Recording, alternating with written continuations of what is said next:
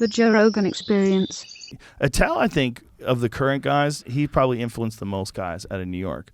Because if you watch Attell right now in particular, that's a guy that's probably the most underappreciated and underrated, even though I know the fans rate him very highly. I'm talking about like the general public.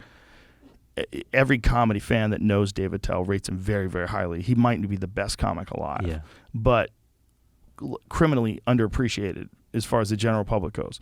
And if you see him, he's so good, and his jokes are so sharp, and you get into that Dave Attell rhythm, and that's all you want to hear. And then guys start doing jokes like him. He start doing that. He's got this way of talking, and it's so addictive. It's so I've seen so many guys and they're not bad guys, but you see like a little bit of Attell in them because they're like insecure and they don't know how to be funny and they're trying to be funny, and so they try to do it like Attell. Yeah.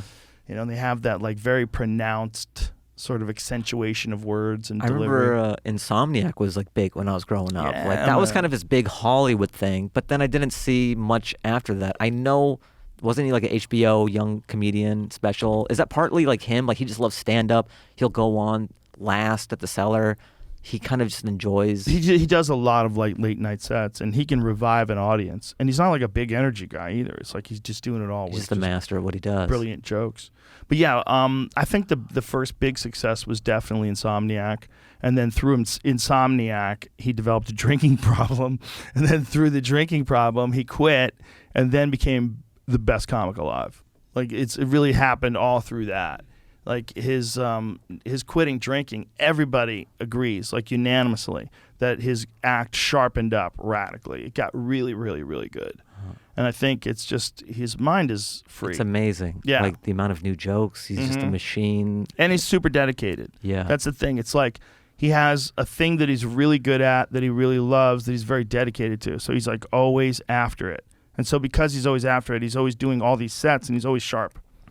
And I mean, that's really what it's at for all of us, you know. And there's kind of almost a monastic approach that he takes. He wears the same clothes essentially every night. I don't mean like the same clothes, but like he doesn't vary in his style. Just like dark the same clothes, hat, the same, you know. Look, Dave just sold out the Stand Up Live in Phoenix and killed it down there. I mean, it's not like he's not loved. Yeah. Like the people that know, and there's plenty of them, love him. But as far as like great comics that don't get put into the category of great comics, like he's number one on my list. Yeah, I love him too. He's great. Yeah, he might be one of the best of all time. And right now he's in his prime. And I think a lot of it is like he stopped drinking, unlike us, and turned his life around. When is his last special? Do you know? I don't know. Was it Bumping Mics on Netflix? Well, that's interesting too, right? Him doing that thing with Jeff, that's a really fun thing because they're both so good off their feet. Yeah. You know, Skanks for the Memories was his first big CD. That was a really good one that he did at Denver at the Comedy Works. It's really funny. That's a great club.